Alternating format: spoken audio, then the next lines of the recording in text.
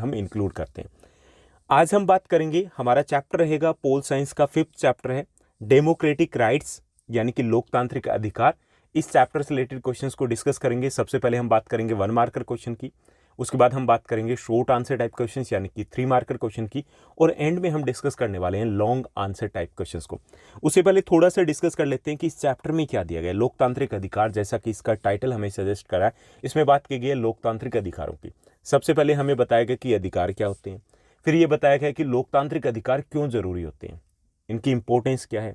उसके बाद बात की गई हमारे संविधान में, हमारे कॉन्स्टिट्यूशन में जो डेमोक्रेटिक राइट्स दिए गए उन राइट्स की बात की गई है। जैसे हमारे पास 6 मौलिक अधिकार है, तो उन 6 मौलिक अधिकारों को डिटेल में बताया गया है इस चैप्टर में।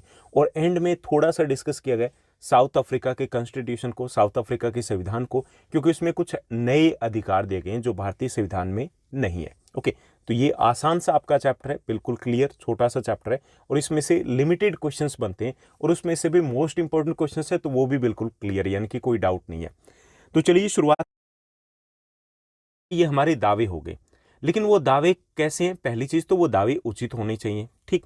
दूसरे, वो समाज से मान्यता प्राप्त होने चाहिए। ये नहीं कि समाज कहता है कि नहीं ये गलत है और हम कहीं नहीं, हमें तो ये करना है। ओके। दूसरा ये कि समाज के साथ साथ वो कानून द्वारा स्वीकृत भी होने चाहिए, यानी कि हमारा देश का जो लॉ है वो भी हमें परमिशन देता हो, तो उनको बोलते हैं हम राइट्स। यानी कि राइट्स है दोनों से स्वीकृत होते हैं, दोनों से परमिशन हमें मिली होती है, सोसाइटी से भी और हमारे कॉन्स्टिट्यूशन से भी। उन्हें बोलते हैं हम अधिकार। जैसे समानता का अधिकार है, तो समानता होनी चाहिए, समाज में होनी चाहिए ना, तो समाज भी कहता है ठीक है, ओके, और हमारा कॉन्स्टिट्यूशन भी कहता है कि इट्स ओके, ओके।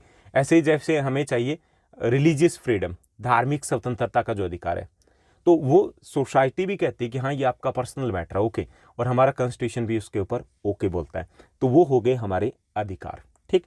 उसके बाद सेकंड जो क्वेश्चन दिया गया, सेकंड क्वेश्चन दिया गया कि यदि हमारे मौलिक अधिकारों का उल्लंघन होता है, हमारे मौलिक अधिकारों का हनन होता है, जैसे हमें 6 मौलिक अधिकार दिए गए, समानता का अधिकार है, ओके, शोषण के विरुद्ध अधिकार है, धार्मिक स्वतंत्रता का अधिकार है, स्वतंत्रता का अधिकार है, तो इस प्रकार के जो 6 मौलिक अधिकार दिए गए, अगर कोई इनको